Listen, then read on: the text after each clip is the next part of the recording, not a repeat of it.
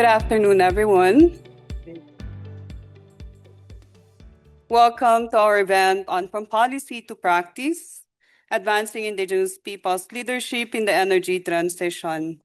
I'm Roby Halip. I'm from the Kalanguya and Kankana Indigenous Peoples in the Philippines, and I'm with the Right Energy Partnership with Indigenous Peoples.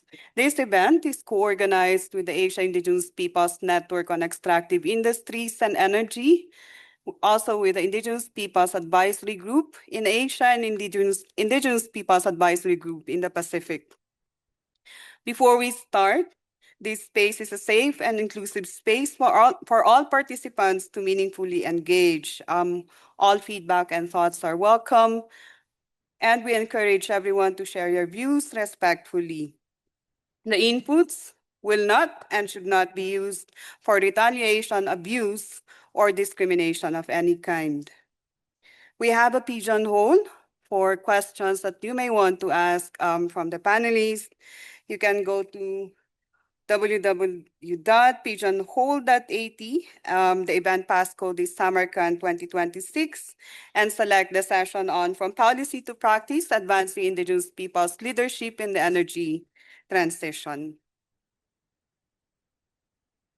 Where do I? So that's the pigeonhole link. Okay.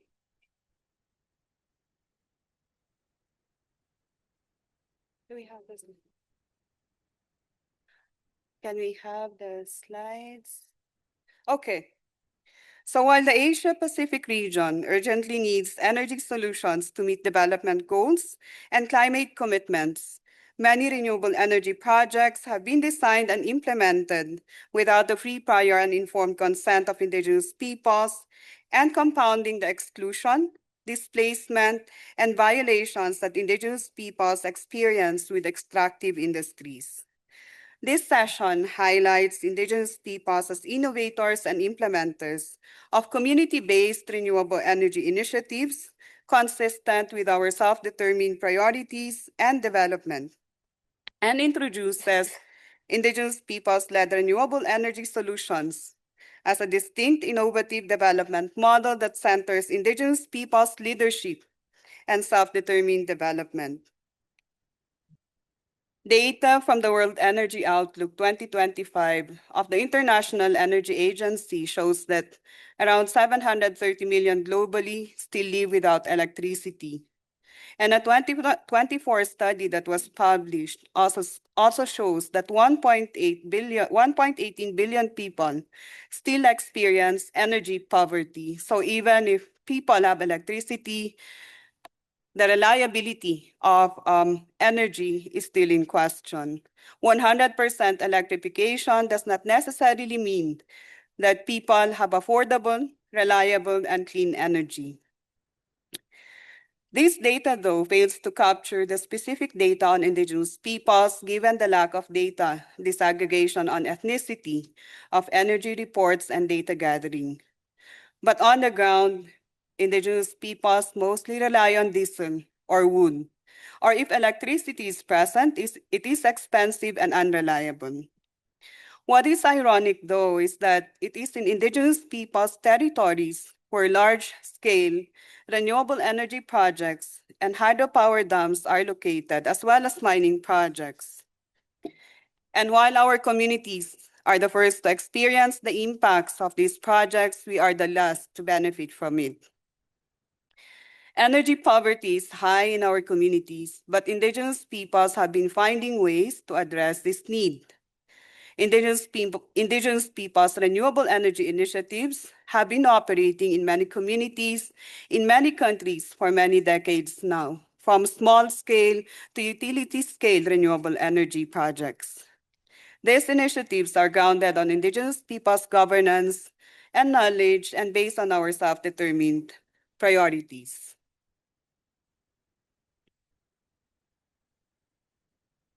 So from micro hydropower systems in Indonesia and the Philippines, to community-run solar mini-grid in Malaysia, to solar water pump irrigation in Nepal, to solar power project for ecotourism and access to clean water and sanitation in Cambodia, to co-owned renewable energy projects in New Zealand, to utility-scale renewable energy systems in Canada and the Navajo nations in the US.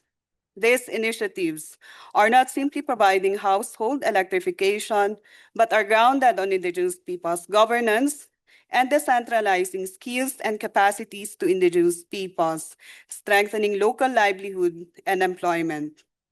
And in the wider context, strengthening natural resource management and territorial governance.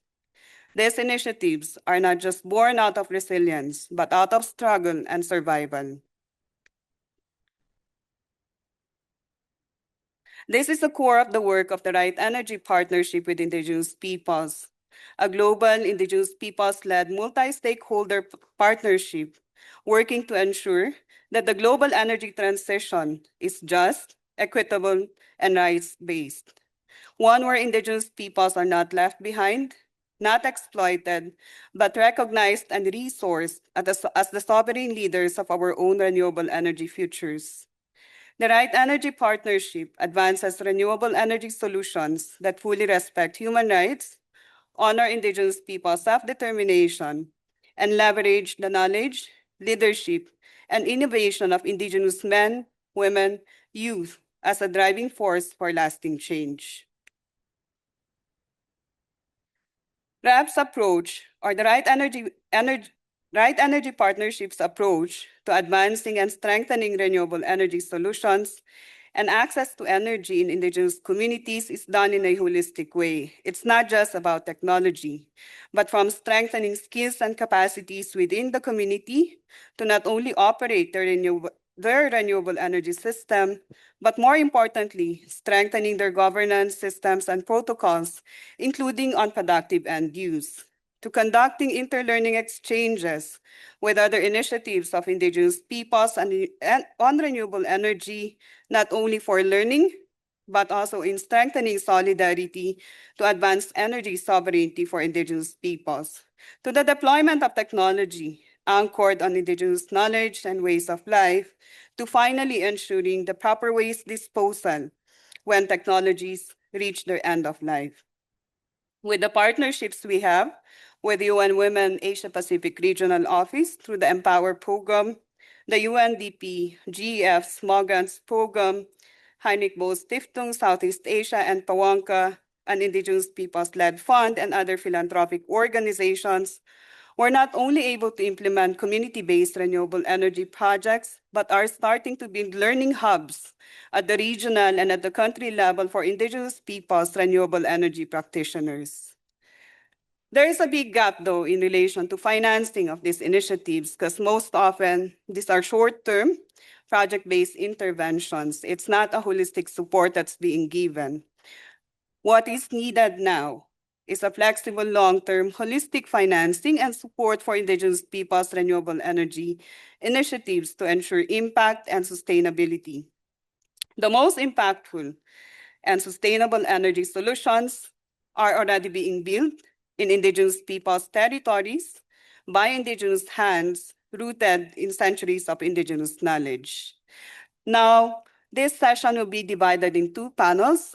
We have Indigenous peoples speakers who will be sharing not only the challenges they're facing on renewable energy projects in their communities, but how they're also advancing their initiatives on renewable energy in their respective countries and communities.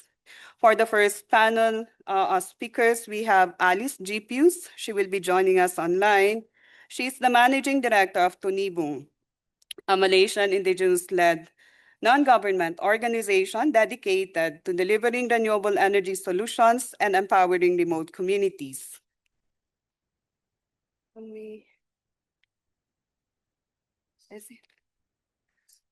Her topic will be From Advocacy to Energy Access, How Indigenous Peoples Lead Community-Based Renewable Energy Systems in Malaysia. Our next Indigenous speaker is Prabindra Shakya, or Prabin, He is a human rights activist from Nepal, Nepal's indigenous network communities. He currently leads the Community Empowerment and Social Justice Network, SAMSOJ, in Nepal, and the convener of the Asian Indigenous Peoples Network on Extractive Industries and Energy, and co-convener of the IPAG Asia. He will be talking about Indigenous people's perspective for a just and equitable transition, particularly in Nepal. And finally, for the first panel, we have Melina Tuirabakay from the Cook Islands. She works on climate change, project management, cost center implementation, business, trade, and marketing in the Cook Island, and is the current co-convener of the IPAG Pacific, and she will be talking about insights in relation to renewable energy from the Pacific. So for the first speaker, I'll call on Alice, who will be joining us online. Alice, over to you. Thank you, Robbie. Good afternoon, everyone. My name is Alice Chipius, and I'm from Tonibong. So today I'll be sharing about how Indigenous people from Malaysia, especially our Indigenous communities, are not just talking about community and energy access, but actually leading and implementing our own renewable energy system. This comes from years of working directly with communities, especially in rural and off-grid areas. Next. So at first, I would like to introduce who is Tonibong. So Tonibong is an Indigenous-led organization based in Sabah, Malaysia. We have implemented more than 24 community-based renewable energy projects, mainly microhydro, solar, and hybrid system. But what's important is not just the technology. Our work focuses on helping communities to take ownership through governance, training, and linking energy to livelihoods. So it's really about building systems that communities can manage themselves. Next. For many years, Indigenous communities have been advocating for land rights and self-determination. But today, we are moving beyond advocacy.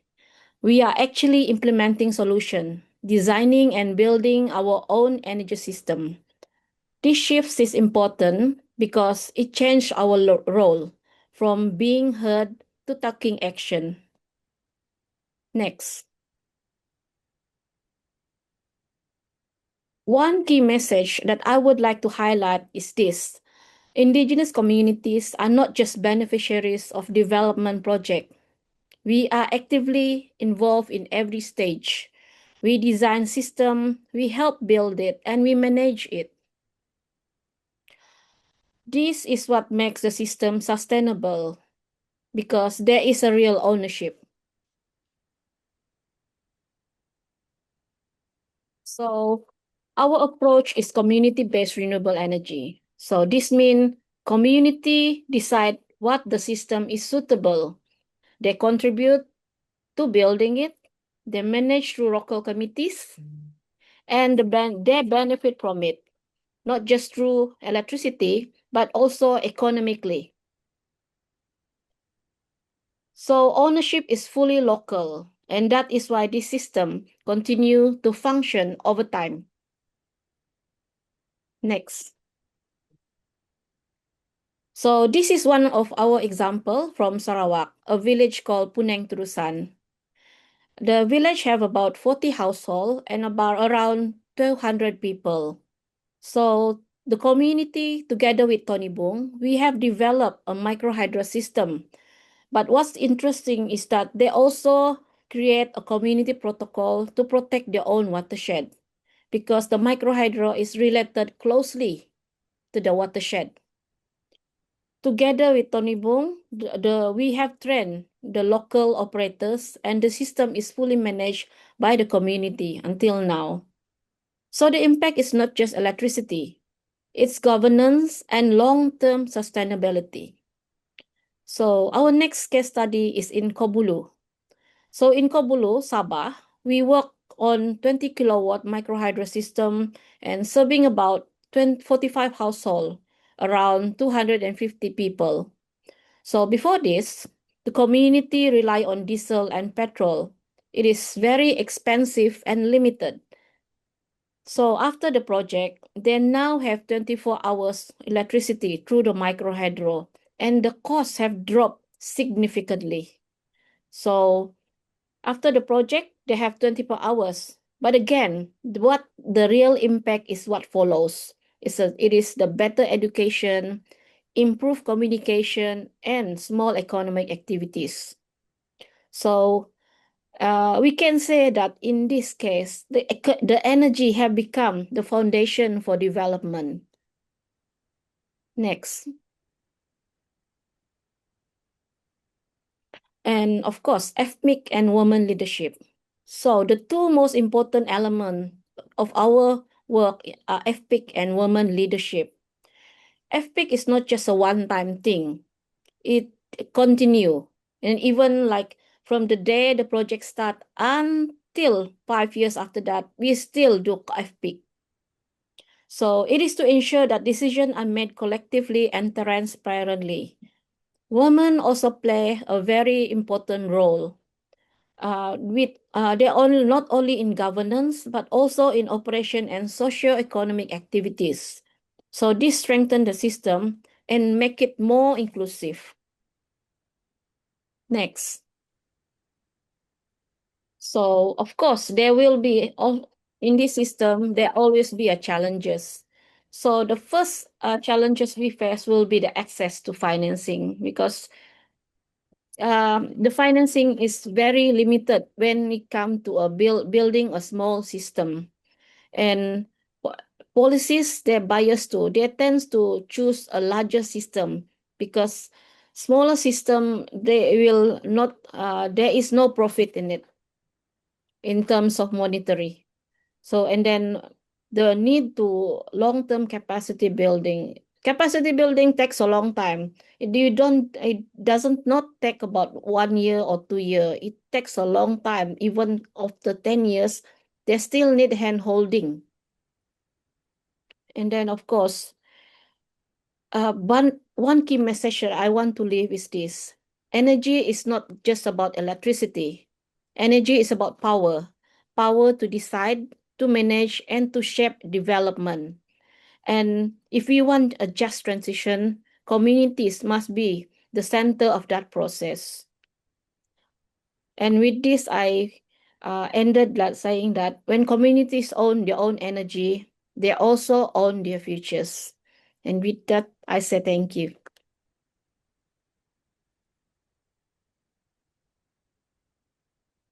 Thank you, Alice. It's actually in Tunibong where we have a number of interlearning exchanges for Indigenous peoples to learn from how to manage, establish, and operate their own community-based renewable energy systems, but also productive end use, and using Indigenous knowledge in fabricating technology. Most of the technology that's being used in Tunibong, except for solar panels and batteries, are fabricated their within their shop. So we also welcome you to visit Tunibong in Sabah, Malaysia, to see how Indigenous peoples are leading the way not only on energy projects but also on technology. Now our next speaker from Malaysia, we go to Nepal. Praveen, over to you.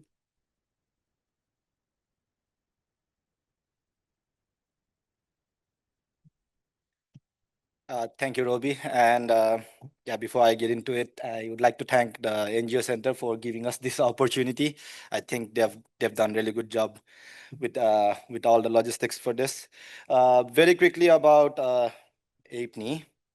Yeah, okay, it's working for me. I'm here to speak about Indigenous people's perspectives for a just and equitable transition. And I'll speak about that from two angles. First, on the ADB's approach to renewable energy projects in Nepal, based on the communities that I've been working with or supporting, and particular vis-a-vis Indigenous peoples-led renewable energy solutions that we have been supporting in Nepal. No? But very quickly about APNI first. So APNI, the regional network that I lead, is a regional network of indigenous defenders working with extractive and energy project affected communities across 10 countries and territories in Asia. And we work with these communities particularly to assist them financially and technically, specifically to bring their advocacy to international mechanisms. And over the last 2 years, since the end of 2023, we've been able to make 25 sub-grants to support community campaigns as per the needs of the communities. And unfortunately, most of these sub-grants or most of these community campaigns are in relation to energy transition projects. You can see some of the sectors there, like hydropower in Northeast India and Nepal, offshore wind energy in southern India, and then so-called critical minerals or transitional minerals, mineral mining in Indonesia, in Malaysia, and Philippines. At the same time, geothermal power in Indonesia. Working with these communities, particularly at the regional level, I think we see certain impacts or certain challenges for indigenous peoples for just energy transition. And I will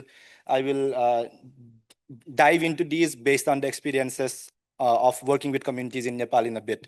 But first thing that we have seen working with these communities is these projects that are impacting them are being implemented, are being imposed in the name of energy transition or just energy transition. But who is defining just? Who is defining which minerals are critical? Definitely not these communities who are bearing the most impacts. A community in Indonesia that is impacted by nickel might not feel nickel is so critical to them as much as the impacts that they have to go through for the mining of the nickel from their territories. But the bigger challenge is as we are naming or considering this as just energy transition, we still see business as usual. The business as usual in terms of weak impact assessments, in terms of lack of respect for free, prior, and informed consent of the impacted indigenous communities. There's continued displacement and dispossession. There's reprisals against our defenders, and also there's specific impacts on women and youth. 2024, we organized a regional conference highlighting the voices of indigenous women and youth for a just and sustainable energy transition with Right Energy Partnership. If you're interested to learn more about what specific impacts women and youth face in the context of just energy transition, you can scan that QR code. But the biggest, and I would definitely emphasize on this, the most critical issue that we face with regards to challenging impacts, opposing projects that are being introduced or that are being implemented in the name of energy transition is these projects are largely shielded from criticism.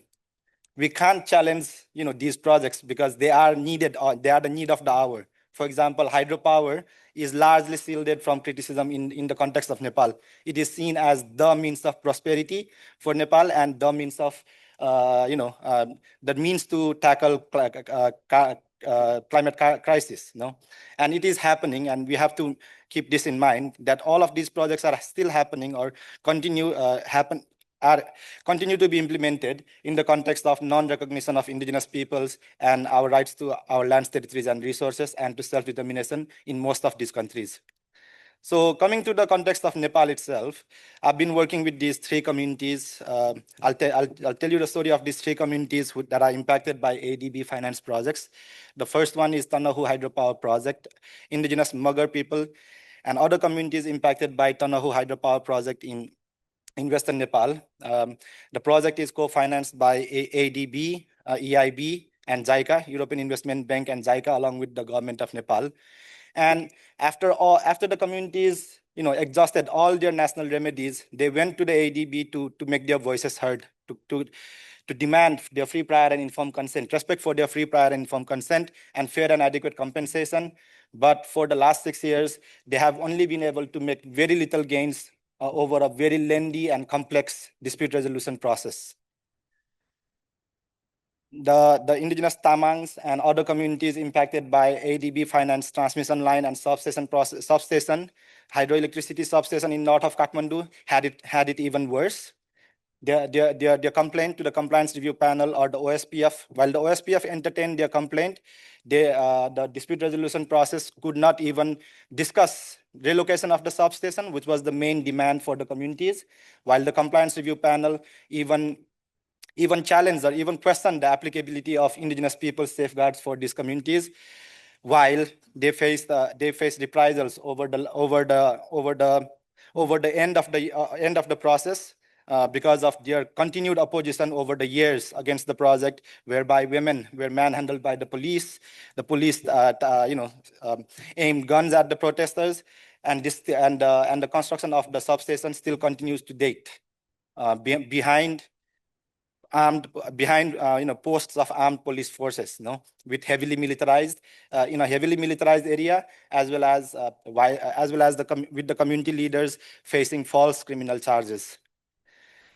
In the other experience, we have indigenous Maji communities who are impacted by a cascade of dams. Although ADB has withdrawn support from these cascade of dams, because earlier ADB was going to support the project preparation for at least two of those dams. The Maji communities have been able to stop at least one of the largest dams, that is Sungoshi 2 hydropower project, because of their opposition to public hearings for the environmental impact assessment. But even after repeated call to the government of Nepal, they have not been able to look at all these dams through a cumulative impact assessment. So these have been the oppositions, these have been the bad stories, these has been the challenges. But again, while we are working with these communities, we are tagged as anti-development, anti-national. So also to address that challenge, and also to show how communities can lead their own development, we have been supporting some of the communities to move from opposition to solutions. As my colleague from Malaysia already said, we've been also already explained earlier, we have been following largely similar processes for indigenous-led energy solutions through an initiative called Community-Based Renewable Energy Project Initiative, CBREP. And since 2021, over the 4 years, through four phases, whereby we have supported establishing 4 pico or micro hydropower plants. We have been able to bring electricity to more than 250 indigenous households. These are highly marginalized, remote Chepang and Tamang households. Again, it wasn't just about electricity for them, but also about economic empowerment for these 250 households. At the same time, we were able to provide targeted support for women through support for low carbon cooking stoves, as well as for farmers for solar irrigation pumps. I won't go into this because I think these initiatives are happening all across the region through Right Energy Partnership and through partnership with UN agencies or with indigenous-led grant-making institutions. But I definitely have to stress this, that these solutions that we are calling for are not just for energy. These solutions that we are calling for are for our rights. And we aim to scale up these solutions like our indigenous brothers and sisters have done in Canada, whereby they have been able to use renewable energy as a force for sovereignty over their lands and territories. But that requires government incentives, favorable policy, as well as grant support, from the government as well as from other development actors. So I'll end with 3 calls or 3 messages or 3 requests, 3 asks to our colleagues here, to ADB, to our states, that for energy transition to be just for indigenous peoples, first thing, of course, the FPIC, our right to FPIC, built on our right to self-determination over our lands and territories, should be at the center of energy transition projects. And that should include our right to say no to any project that we consider harmful, or that can have more harms than benefits. Secondly, energy transition projects should not include false solutions such as cascade dams or mega dams, unless adequate impacts have been considered, or even carbon trading solutions, unless there is free prior and informed consent of indigenous peoples. And finally, for energy transition to be led by indigenous peoples, we require more direct, adequate, flexible and sustained financing for indigenous peoples for their own renewable energy solutions through our own institutions. It can't come with the hooks of, it can't come within the limits of financial institutions, international or national financial institutions or other agencies. It is our right for the use of our lands, territories, and resources. Thank you, Robi, and thank you everyone for listening.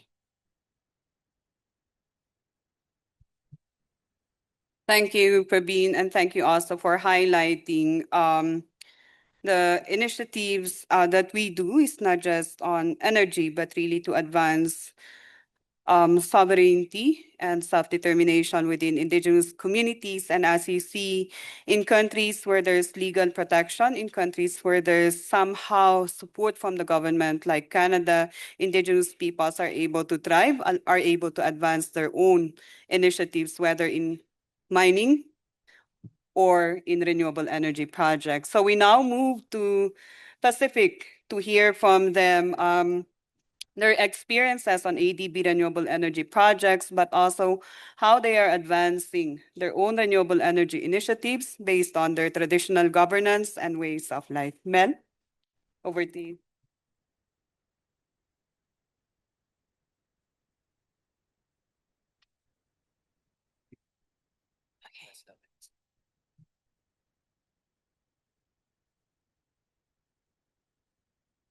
Which one do I press? The white one.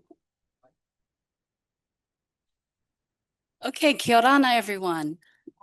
As you all know, my name is Melina Tuiravake, and like many other people in the room, I hold many different hats, and all the different hats are listed on this page, as well as my contact details. So if you need to contact me, please feel free to email me.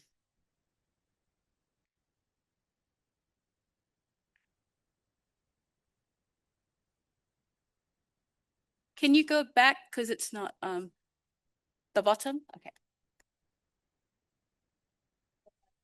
Got it.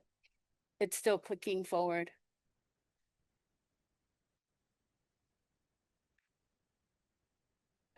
Okay, as I mentioned earlier on this morning, we in the Pacific there are 14 member countries, 14 different indigenous voices, and the map here showcases the Pacific Islands.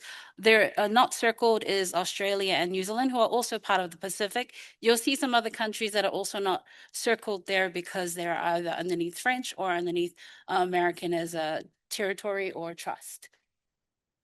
In the Pacific, the term of indigenous peoples is not something that is often mentioned. It is mentioned in the bottom are the different terms that you will hear from different islands. On my island and the Cook Islands, we are called Maori, which is also the Maori that you also find in Aotearoa, New Zealand. But we also call ourselves Tangata Enua. And Tangata Enua means a person of that land. This image here is a reminder to me every single day that I am a direct descendant of an ancestor who is my father who passed away 3 years ago. And I'm reminded that everything I do is because of him, and I carry the mana or the power that he has passed on to me. And this image is my son, who I must in my lifetime bring up to understand what he faces like my father has done for me. And this is how in the Pacific we are brought up to know that this is our responsibility. Everything that happens is a community, it's an island, and everything impacts not only on our island, but other islands too. Impacts on indigenous peoples. This is some of the very clear points that actually shows some of the direct impacts. There potential displacement from traditional lands. No one in the Pacific wants to leave. We know that we are actually at the forefront of climate change and impacts from climate change, but we do not want to leave. We do not believe in climate mobility. We want to stay on our lands. And when there are projects that potentially displace us from those traditional lands, this is when we want the opportunity to say, no, we don't want this to impact on the lands that we have. There are cultural inappropriate benefits, limited participation sometimes in the concept part of a project. Sometimes the indigenous people are a part of the discussion when the project is already being designed or in implementation. And this is where it makes it quite difficult to actually put a stop to some of the projects because they need to be included at concept level. Our previous colleague has mentioned FPIC, and this is something that is extremely important. Communication in the Indigenous languages is very important. And it's not just an Indigenous language, and in every country, communication has to be clear. You have to know what you're actually signing and what you're agreeing to. And this is something that when they say there is insufficient funds to actually translate it into those languages, it's not acceptable. It should be translated in the languages, or someone should be available to actually translate that for you. Increasing waste and responsibility of removal. I'll talk a little bit more about this.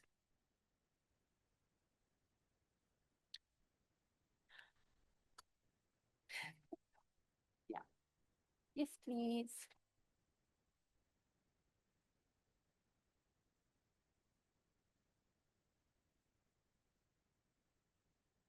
So as we try and, okay.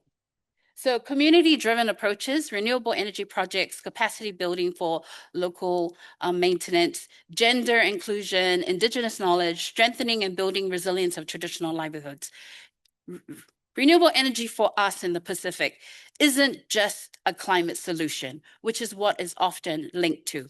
It is tied directly to survival, sovereignty, and cultural continuity. Climate vulnerability is key. It not only impacts us in the Pacific, but other countries around the world that are in low-lying areas. We're heavily dependent on imported fuel. We are looking at new solutions and working with partners, which I'll also talk about in solar, wind, ocean energy, as well as waterways, to reduce that dependency. Energy access and equality and outcomes and solutions is not just about infrastructure. It's about the solution. What is the outcome that we need? We don't want the focus to be just on the infrastructure itself. Next, please. So this is an example of an ADB project that has been quite successful in Tuvalu. So there was a lot of discussion with, it was locally Indigenous women that were also involved in this, in consultation and empowered through training. And this is a really good example of an island where they actually are highly dependent on fuels, and that now they're using a lot more with renewable energy. And as you see the image in front of you, this is actually the island where they live. It's very small. You see ocean on one side and ocean on the other side. The next image.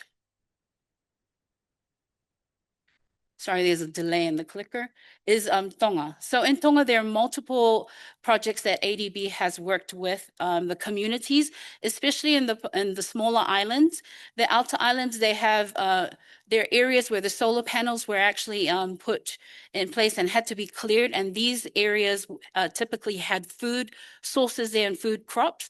But ADB has put in place in a arrangement where working with the government, the Tongan government, to look at how can those that are losing their land have a payment as per the government of Tonga's process for any loss of land for the landholders and leaseholders.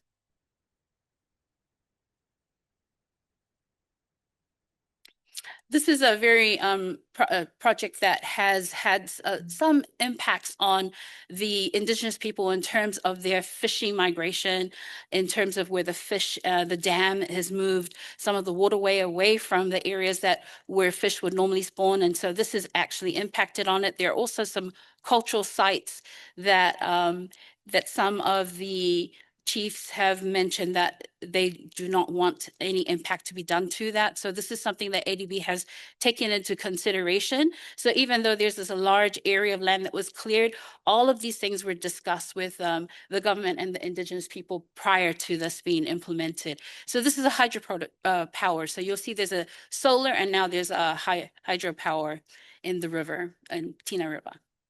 Next slide. And then FSM. FSM is in the Micronesian area of the Pacific. They have wind solar, which for the FSM president, one of the quotes that he's known for saying is, "We explored the seas with rafts and canoes, and today we voyage with the world," in terms of not having to be impacted by fossil fuels or fuel dependency. Next slide, please. This is a power grid that we visited in Papua New Guinea. So this power grid actually supports the power in Port Moresby. Unfortunately, with this land, the discussion was not, did not include discussions with ADB directly. It was done with the government. So in terms of what the landowners benefits from this, it was not negotiated directly with the indigenous people. So, but this is lessons that have been learned in Papua New Guinea. And in future projects, ADB has been working directly with these indigenous communities. So in gender inclusion, when you're including gender in Pacific projects, it is best that you don't just have a gender person as just your person in the picture. You need them involved. You need to have the women in the communities being actually trained and being a part of it. I know I'm going out of time, so I'm just going to click through to the next slide. If you have any more questions to ask me, please come and speak to me directly. Transportation in the Pacific, a lot of people think that it's very easy. This is the port in the Cook Islands. We have only 2 international ports. The reality is that we do not get shipment to the Painoa Outer Islands as often as other countries will get shipping, and it sometimes can be 4 times a year. And when you are working on projects, which we've been speaking to ADB about, is making sure that the equipment that is procured and shipped understands that the transportation is an issue, and I'll show the next photo. This is the reality in the Painoa. This is the type of boats that sometimes have to ship equipment, and this is to get it onto a project site. So not every island or every country is the same. It's very different. So when you're procuring and you're part of a project, you need to take all of these things into consideration. So sometimes the equipment has to be just 1 ton in weight so it can be lifted. So this is the realities that we face. And this is actually on the island of Tongareva, getting this water tank to a project site. Next slide. Also, when equipment is procured, the Cook Islands has been a part of renewable energy for over 10 years. And one of the things is, unfortunately for Pacific, some of the Pacific Islands were at the forefront of this and piloting a lot of the equipment. This is the state of some of the equipment. It was not suitable for the island. So there's cracks, there's all of this blue gel that's come out of it. So it's not fit for purpose. When the country or the communities are saying to you, this is what we need, this is the type of equipment, your policies, your procurement processes should not be impacting on what the countries or what the communities are saying is what is needed. This was not suitable for it, the conditions in the islands, because heat affected it in cracking. There's salt intrusion that also affected this. The building structure itself was not big enough for the flow of air to actually go through. So this is an actual example. This is the state of waste. When we have waste in the Pacific, in a project, when you bring equipment, what will happen with that equipment at the end of life of the project? This is an actual photo. We do not want a mountain of waste to be left in our communities. There are solar panels in here, there are batteries, there's plastics from, this is something that really needs to be taken into consideration. We have a problem when it comes to e-waste, where Matson does not allow any of these batteries to be exported on their boats. So it cannot go on the boats. So if you cannot get the batteries that are end of life out of the country and you cannot replace it with new batteries, there is a big problem there. So that actually needs to be taken into consideration. And it also needs to speak directly to the communities as well as the government on this. Next slide. This is an example of some of the batteries, the solar panels that are images on the side here are the children that were actually, we have underneath the plastics project have picked up rubbish on the beach areas, and they actually did find some batteries there. So this is actually a serious issue in the Pacific.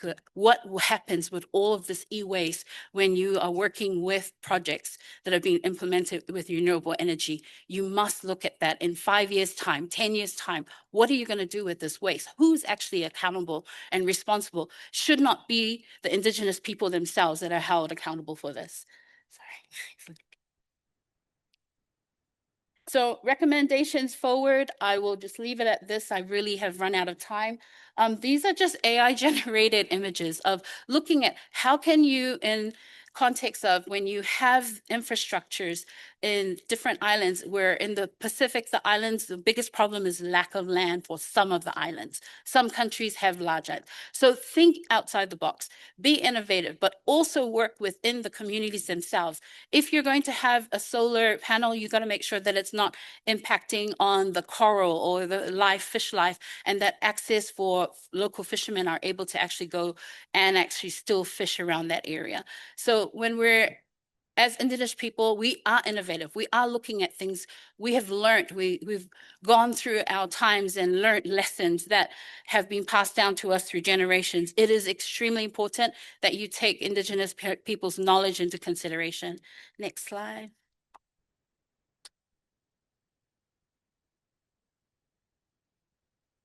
I'm going to leave you with this quote. This is a quote from a former Prime Minister of the Cook Islands, Sir Geoffrey Adama Henry, who I was very fortunate growing up to know. This is something that I live by every day of my life when I look at things, that man must realize his rightful humble place on earth and live in harmony with the natural world around him. This is extremely important for everyone, not just as an indigenous person, but for us. Because like I said, we have our children who are direct descendants of us. And so we want to make sure we leave the world in a place that they can live, and they can live on their own land. Thank you very much.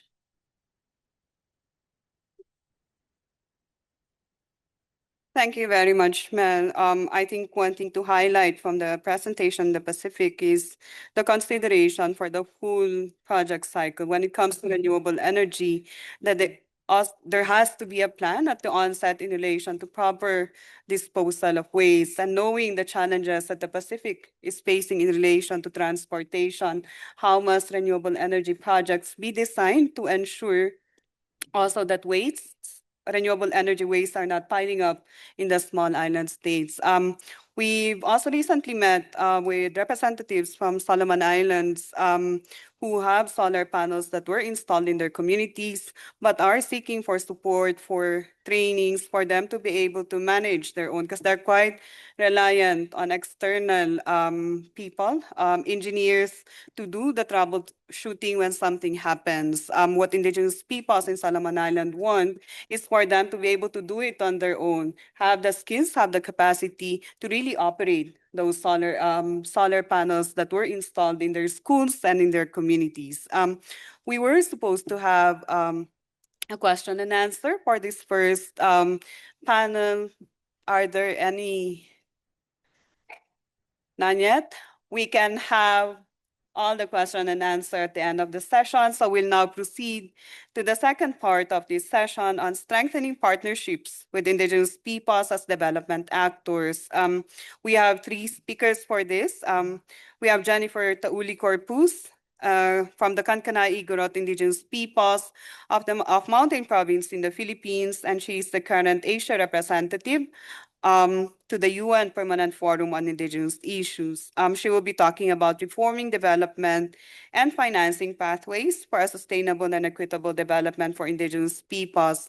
At the global level, Indigenous peoples have been talking about direct access to financing, but how do you operationalize this in relation to financial intermediaries?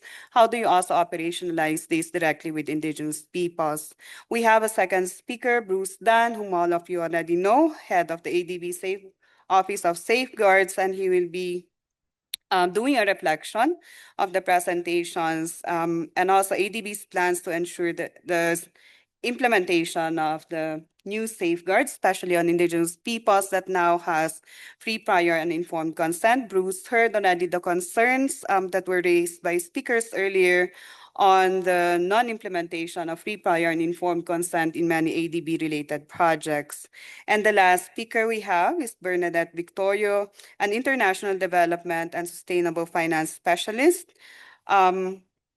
She is the current lead of Oxfam's Fair Finance Asia program and concurrently the Asia Pacific Regional Engagement Lead for the Task Force on Equality and Social-Related Financial Disclosures. She will be talking about reflections on raising the floor of accountability in mineral supply chains. So Jennifer will be joining us online. Jennifer, over to you. Thank you for this opportunity to speak on the topic that was assigned to me. I will be sharing some outcomes of the 25th session of the UN Permanent Forum on Indigenous Issues, which took place over the last 2 weeks and featured 3 agenda items directly relevant for this event. First is an intergenerational and interregional dialogue on the theme Indigenous Peoples and Climate Change. Second is a discussion on the 6 mandated areas of the forum, informed by a report of the expert group meeting on recognition of Indigenous peoples' rights in the context of the climate crisis, biodiversity governance, and territorial integrity. And third, a thematic dialogue on the financing of Indigenous peoples' work and participation across the multilateral and regional system. The Permanent Forum is a high-level advisory body to the United Nations established in 2000 July with the mandate to address issues of Indigenous peoples related to economic and social development, culture, the environment, education, health, and human rights. Its annual sessions bring together Indigenous peoples from all 7 sociocultural regions of the world. And with about 1,600 participants per year, it is the largest, most diverse, and most colorful event at the UN headquarters in New York. Some key conclusions from this year's dialogues include the following. First, the forum notes with concern that the energy transition and the growing demand for critical minerals are generating a new wave of extractive pressure, with more than half of energy transition mineral projects located on or near the lands and territories of Indigenous peoples. We also welcomed the United Arab Emirates Just Transition Work Program, which was adopted at COP30 last year, particularly its recognition that all just transition pathways should respect and promote the internationally recognized collective and individual rights of Indigenous peoples, including the rights to lands, territories, and resources, and free, prior, and informed consent.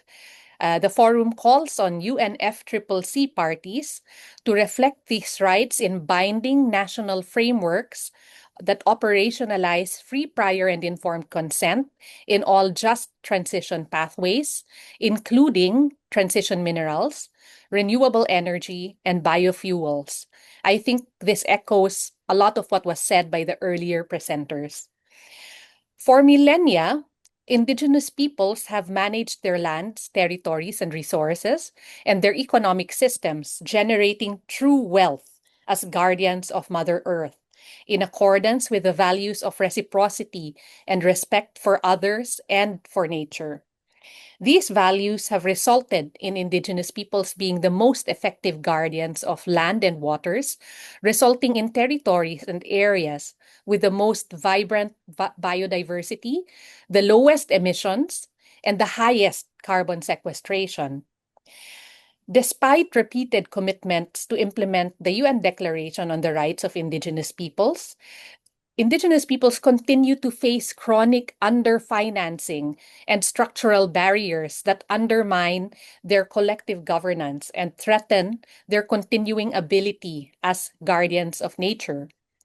Therefore, the Permanent Forum calls on multilateral environmental funds and international financing institutions by 2028 to expand funding and to revise eligibility criteria to ensure that Indigenous peoples receive funding that is direct, dedicated, long-term, flexible, equitable, co-governed, and aligned with the UN Declaration on the Rights of Indigenous Peoples and self-determined priorities.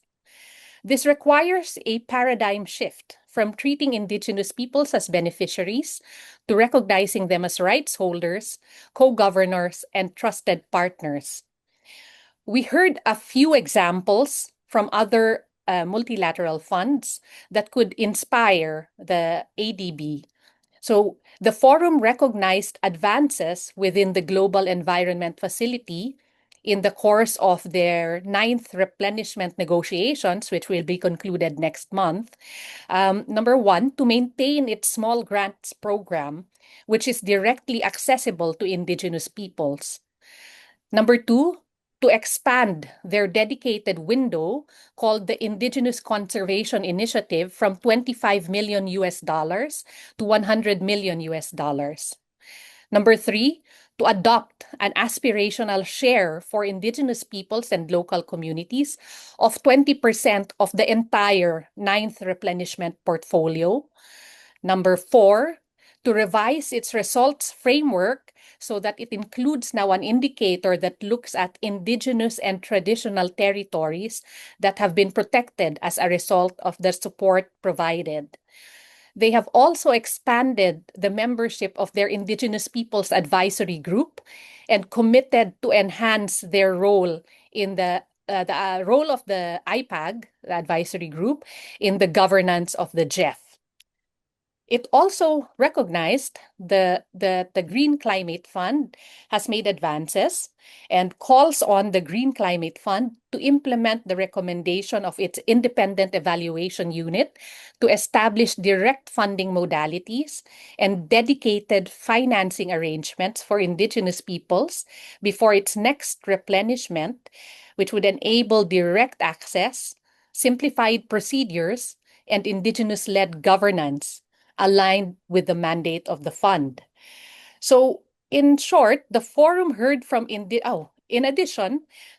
forum heard from Indigenous Peoples-led funds and considers that working with these funds is a step towards transforming the architecture and bringing in Indigenous peoples as full partners in development work.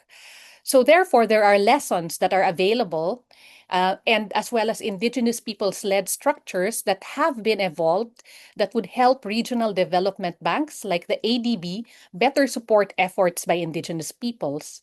So in conclusion, I invite the Asian Development Bank to take these examples into account in efforts to reach and support more Indigenous peoples who are implementing nature and culture-friendly energy solutions on the ground.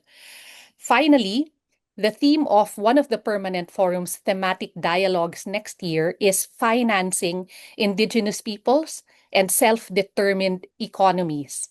I hope that the ADB can engage with Indigenous peoples on the topic this year and present at the Permanent Forum next year. Thank you.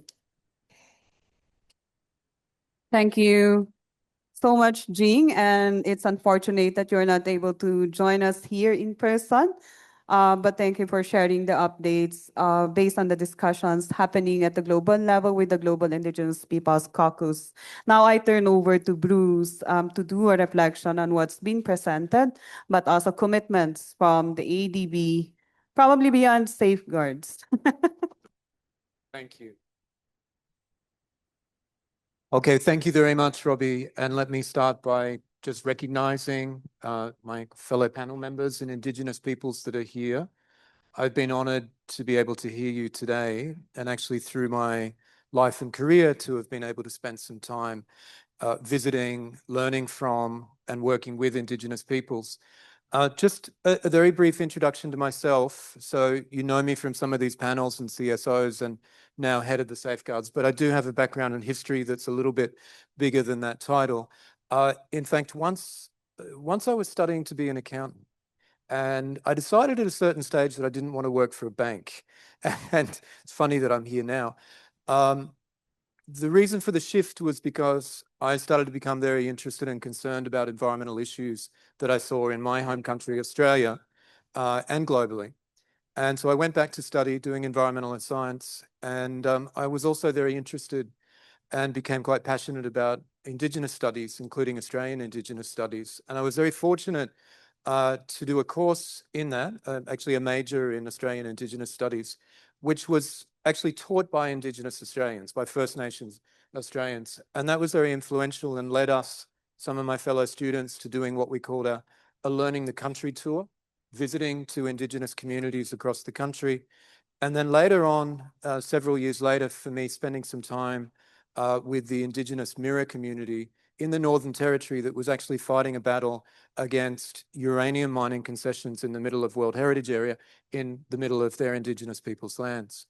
So I spent some time there helping them with that campaign. So I share that now because I want to actually say that I feel strong empathy and solidarity for a lot of the issues that you are putting forward today. Now back into my hat of where I'm sitting today. I want to make a couple of reflections on the presentations. And again, thank you to everyone for sharing. And I think we've heard different pathways that have been presented. You know, we've heard from Alice, also from Mel, and also from Prabin about rights holders, about self-determination, about the importance of empowering communities through access to energy, but also ownership of that energy. And I think that's an extremely important agenda. And you contrast that, and sorry, someone's trying to call me. I'll turn that off. We contrast that to, you know, some of the obvious challenges. Praveen's presented a number of projects in Nepal that, you know, clearly have had challenges, and I want to acknowledge those. And I'll come back to that in a minute. I think, though, you have those different pathways. And obviously, which pathway would you want us to take? I think you know the answer to that, right? It's around the empowerment. It's recognizing the agency of Indigenous communities and respecting those rights. Now, how does ADB come into that picture? So clearly there's lessons learned, and thank you very much, Prabin. And we were sitting down before the session talking about some of those projects, and we will follow up on some of the needs there. But those lessons learned have been factored into some of the recent policy development. The new environmental and social framework and the standard 7 that covers Indigenous peoples, that has been a shift. There's been a number of important changes, and I'll just mention a couple of them very briefly. One was shifting from a requirement that we had as part of the triggers for whether the Indigenous Peoples standard was actually going to be applied and used. And that was a requirement that Indigenous peoples needed to be vulnerable in comparison to the mainstream community. And that led to a lot of confusing discussions, I think, you know, in terms of where the Indigenous people sat next to maybe non-Indigenous communities that might have been side by side, and only triggered the policy if they were considered vulnerable. And I think quite rightly, Robbie, Prabin, and many others said, look, why do we need to be vulnerable to be able to recognize our rights? And absolutely fair point. So that was a fundamental change that we've made. Second is the inclusion of free, prior, informed consent. And I do want to emphasize there, you know, all of those words have clear meaning, which I know the Indigenous peoples community has fought for in the UN Declaration on the Rights of Indigenous Peoples and with MDB policies. But the last word, consent, is very important, and consent actually means that no, you can say no. And I think that's something that has to be respected. But of course, the processes need to be set up there, that free, prior, informed, and culturally appropriate processes. And I think there's a lot of lessons to be learned. So something that I would like to do more, and we've been talking about this with the Indigenous Peoples Advisory Group, is that, you know, we have to learn those lessons. And we have to model and understand what is good practice, which would look different for different communities. You know, Mel representing the Pacific in different Pacific islands, and it's not uniform there either. A culturally appropriate practice would be very different. It's not a cookie cutter approach. So we have to actually put that into practice and learn from that. The policy also needs to recognize that it doesn't sit alone. There are linkages across, let's say, biodiversity, cultural heritage, climate change. All of these other aspects are very fundamental, and that has to work together. Next, I want to take the step back and say, look, well, safeguards is, if we're coming at it only from a safeguards angle, which I'm responsible for, we're actually missing the point.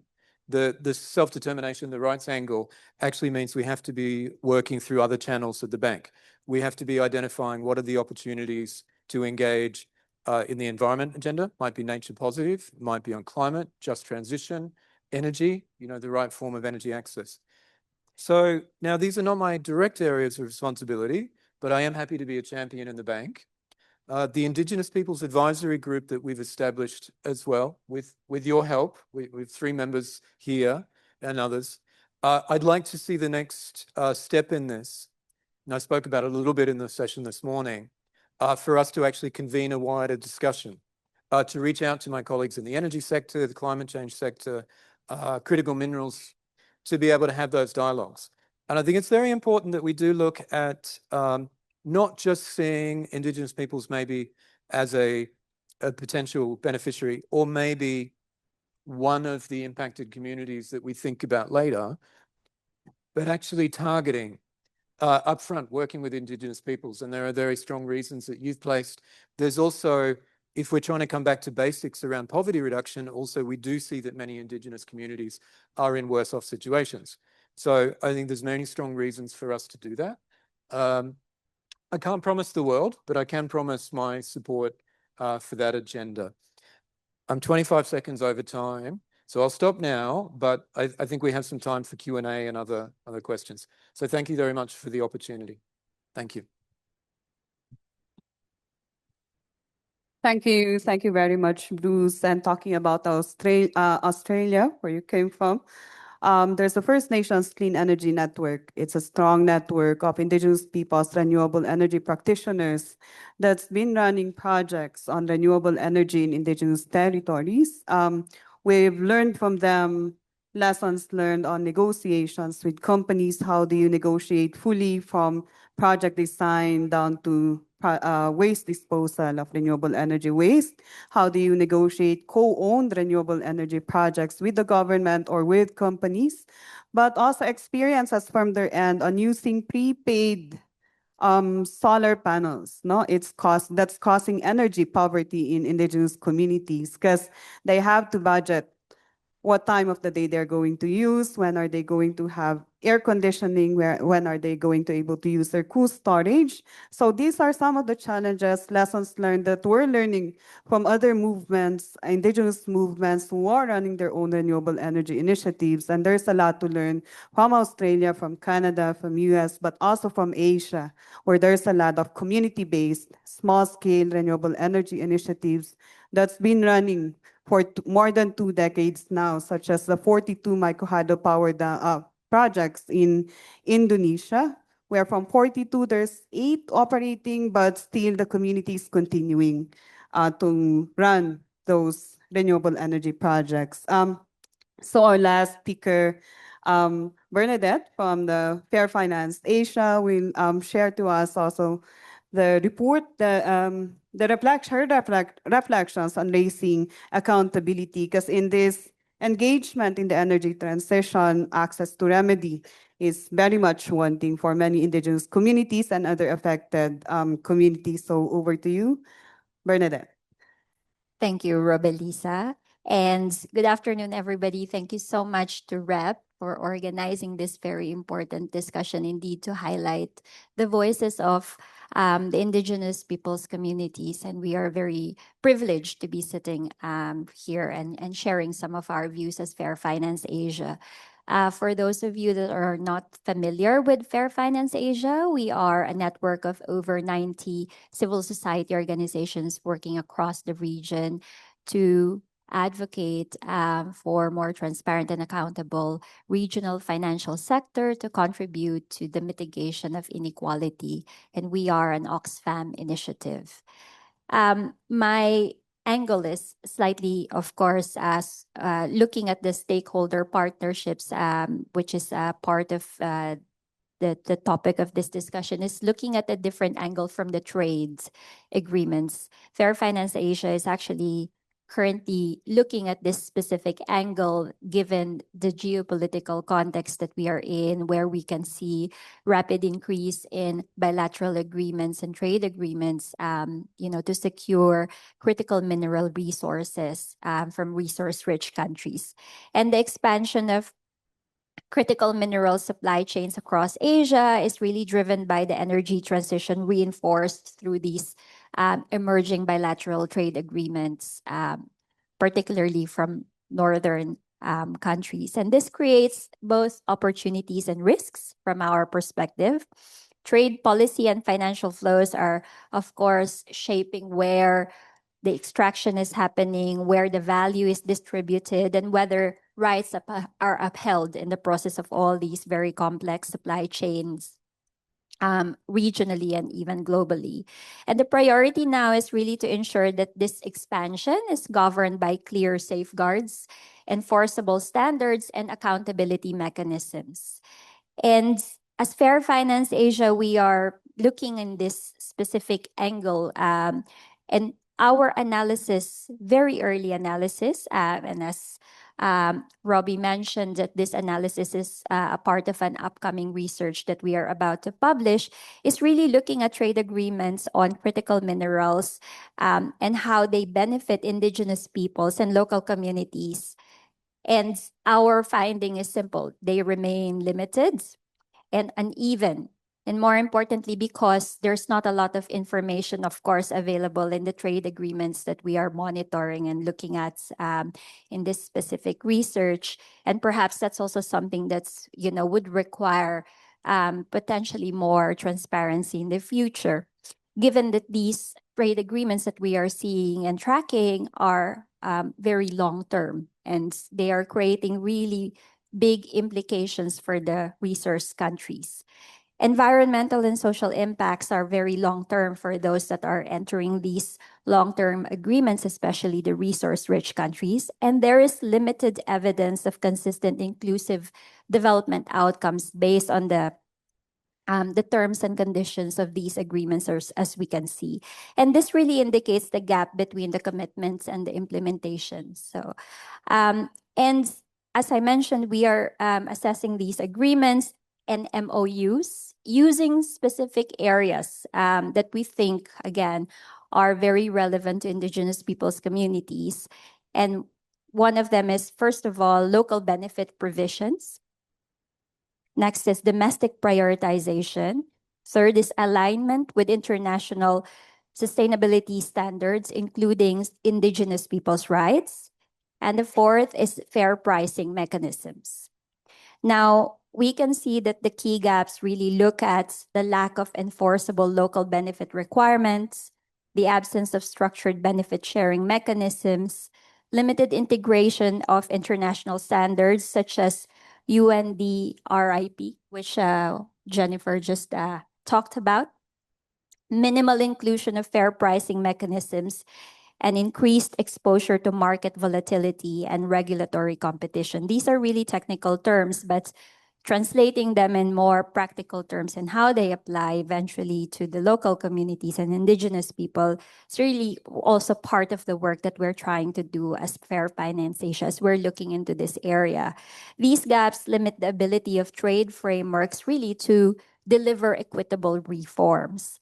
And why are we talking about trade agreements as part of this? And because we see that, financial institutions also have very clear roles in these, in facilitating these agreements, including the Asian Development Bank, that has a central role, of course, in enabling sustainable supply chains. And through financing guarantees and technical support, IFIs, international financial institutions, and multilateral development banks such as the ADB influence project design. They set conditions for investments, and they mobilize private capital that are very important to upscale these projects that will come under these agreements. And this creates a very important leverage, in our opinion, the leverage that needs to be used systematically to enforce environmental, social, and governance standards. ADB's work on critical minerals and manufacturing value chains should really integrate these binding socio-environmental safeguards, ensure compliance mechanisms and operational and transparent alignment, and align financing with rights-based approaches. And I think Jennifer also referred to many of those potential initiatives on how to do that.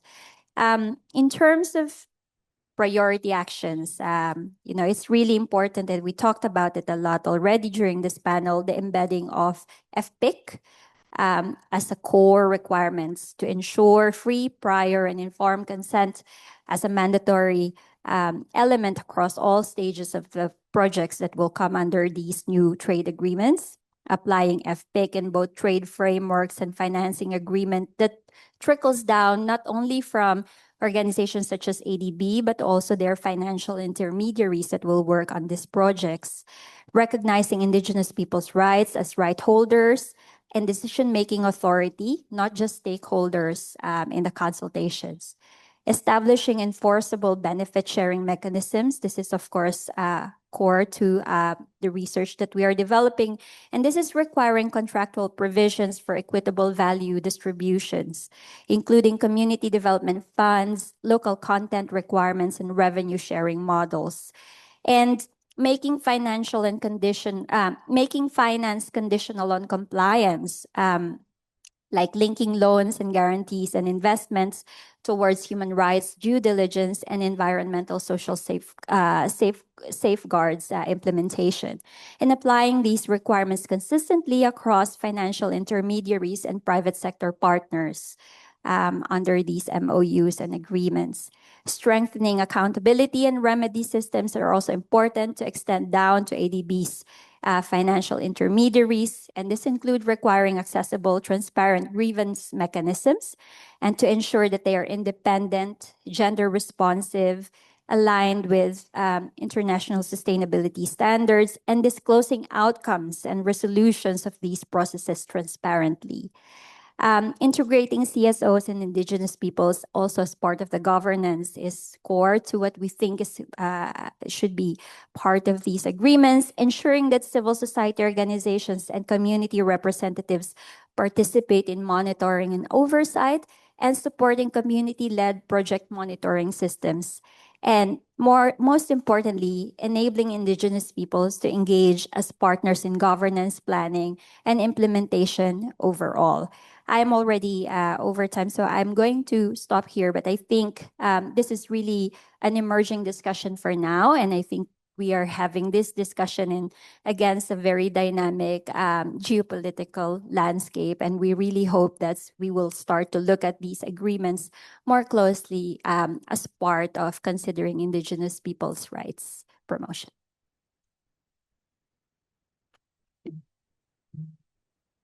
Thank you. Thank you, Bea, and thank you to all the speakers.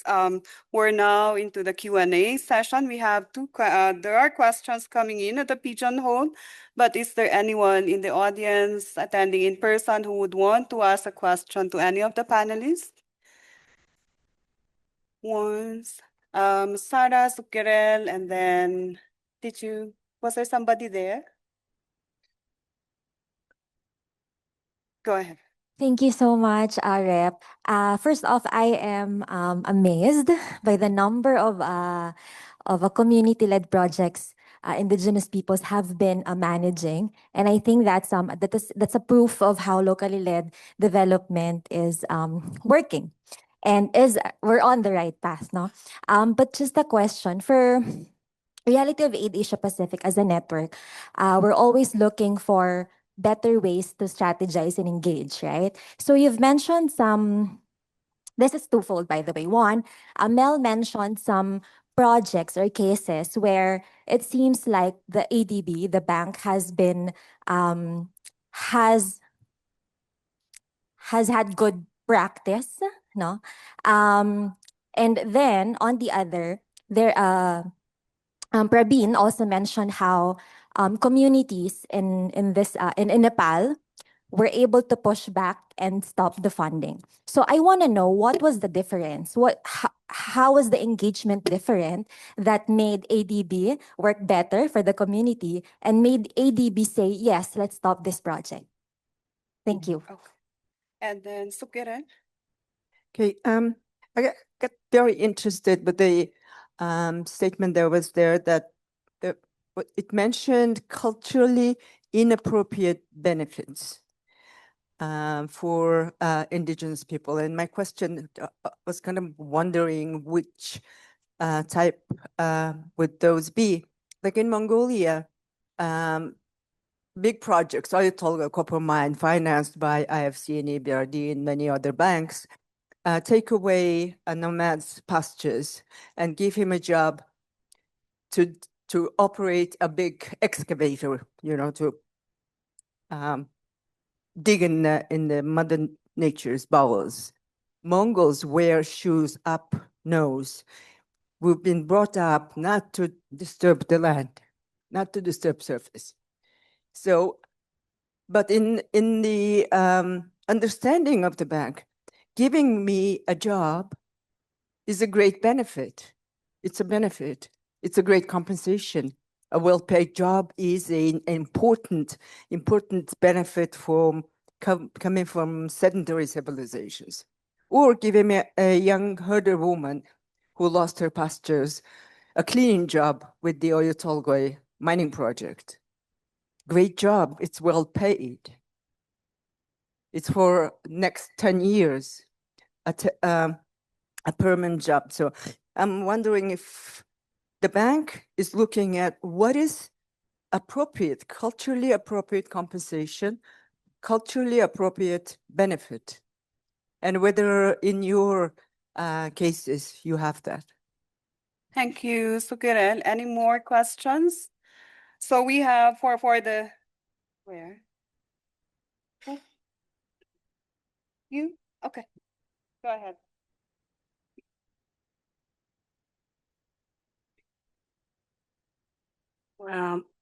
Thank you, everyone. My name is Marian Rimbau.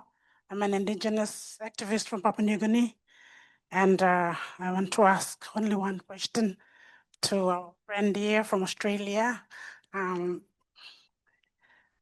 regarding the environment and climate change and the implementation of safeguards. How will ADB ensure that how will ADB ensure that customary landowners in PNG and the Pacific are fully consulted and protected under the new environmental and social safeguard?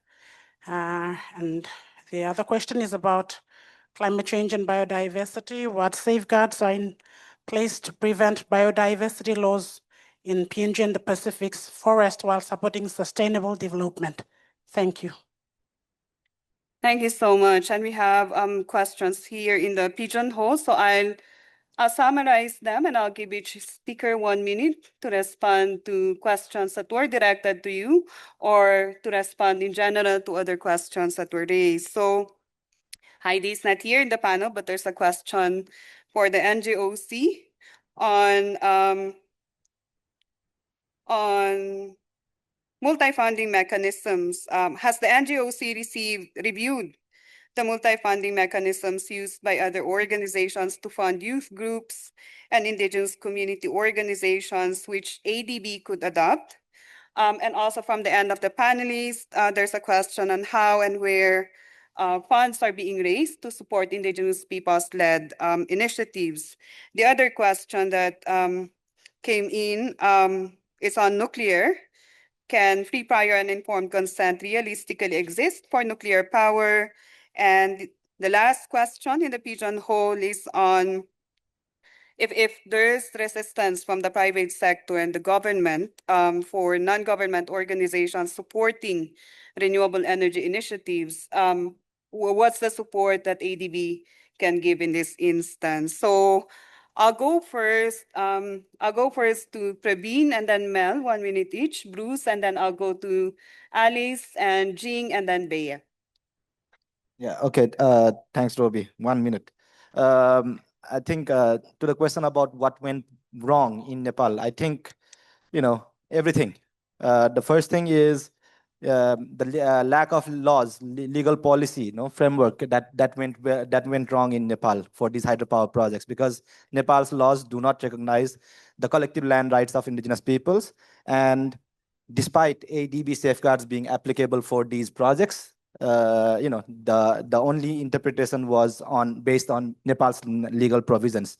So that was the, let's say, the fundamental policy failure. The second thing would be weak assessments in many of these projects that I mentioned. The assessments were bad, yeah, and then I think consultation processes were bad too.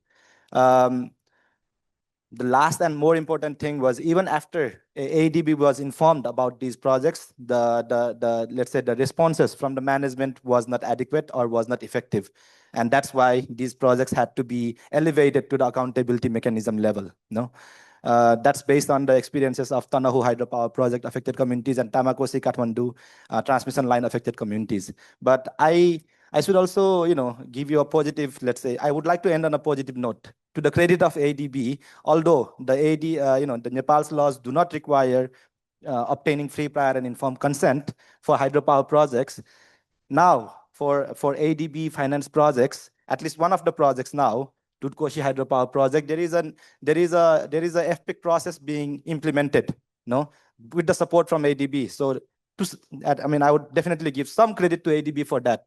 However, as I think Bruce has already touched upon earlier, we have been reached out by the communities of Dudkoshi hydropower in the project areas of Dudkoshi hydropower project too, how culturally appropriate or lack of culturally appropriate the process has been. So I think we need to do more. We need to collaborate more to build on what some good aspects that have been started. Yeah, I'll just end there. But yeah.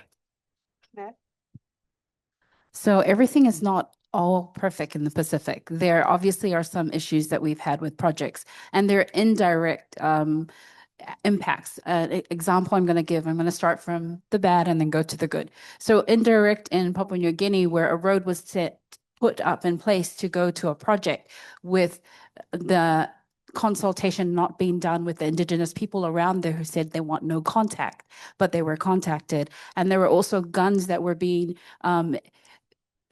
taken from the highlands through on this road. So it was an indirect, ADB had no idea that that would actually be impacted.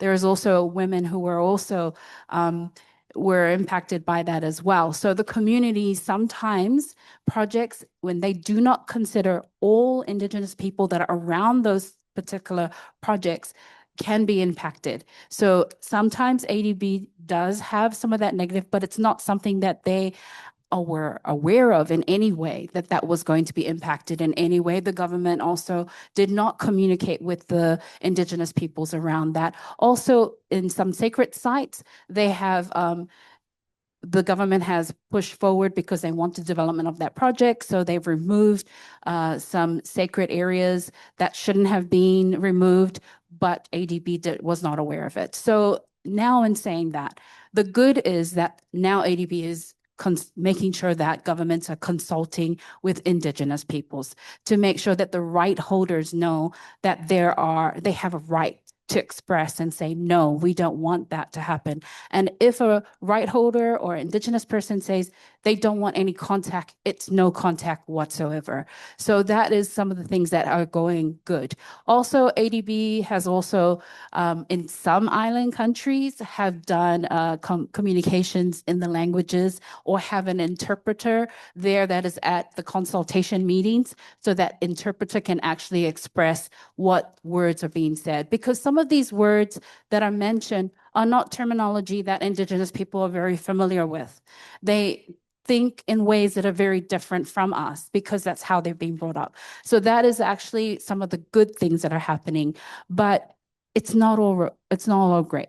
One of the projects that I showed that really needs a lot more help and open ears from ADB is the batteries. The batteries that were put in place in that particular island was not fit for purpose. And it was supposed to last for for 15 years, and it did not. And it was also the infrastructure itself. Putting a battery like that in an infrastructure that's very low on an island is, it's not going to work now. There's a big problem. And that also impacts on communities. Power in the community is needed so that you can actually have your fridge on, you can actually access water. So those are some of the things that need to be improved on. And it's also the processes that ADB has in place for procurement, that when a country or indigenous group is saying this will not work, to actually listen to that and see, is there a way that processes can be improved so that they can actually work. So Thank you. Thank you. Thank you, ma'am. Over to you, Bruce, and then I'll go to Jean and Alice. Okay, thank you very much. I'm leaning forward because I'm interested, but also because the screen's really, really hot behind us. We're all starting to cook.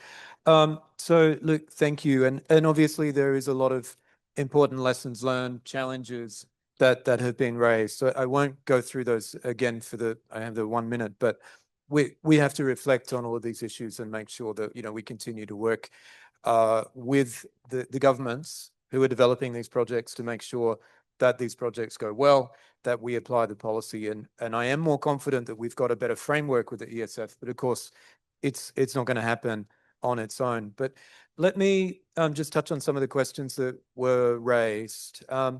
Culturally appropriate benefits or inappropriate benefits. And the question was raised, Sukherl, thank you. Who should decide on that? I'd say it's the community that should decide on it. What is it that they actually see as the culturally appropriate benefits? What are they interested in? And, I went to the Dunkoshi hydropower project, the proposed site. I was there a year and a half ago. And I trekked up and I sat in the community and we were talking to people. And it was very interesting. Even in a very small community grouping, people wanted different things. When we were talking about, what would you want? How do you feel about the project? Compensation. Some people said, look, I want to go to Kathmandu because that's where my children are. Other people said, this land is our land, our ancestors' land, and it's very important. And what we want your support is to be able to have better access to farming and farming equipment and be able to get more productivity. So it's very diverse. And we have to spend more time to actually listen and learn and understand from that. On the question about Papua New Guinea and customary land, very challenging one. We have such huge diversity of different communities. Now, lots to do there. Our new policy, we're looking at how we implement that in the PNG context. We have a couple of local staff, but I'm now outposting an international staff member who's got experience in PNG to actually start working through those issues. So maybe we can follow up with some consultations. Biodiversity laws, maybe again, we can have a side conversation after just because of the short time. There's a question also about nuclear and FPIC. Now, nuclear is a very challenging discussion to open up, but I would say, look, free prior informed consent would apply to any project where you have Indigenous people and their customary lands. But the extension of that, you've got a waste management cycle, and where's the waste going to be stored and ultimately deposited?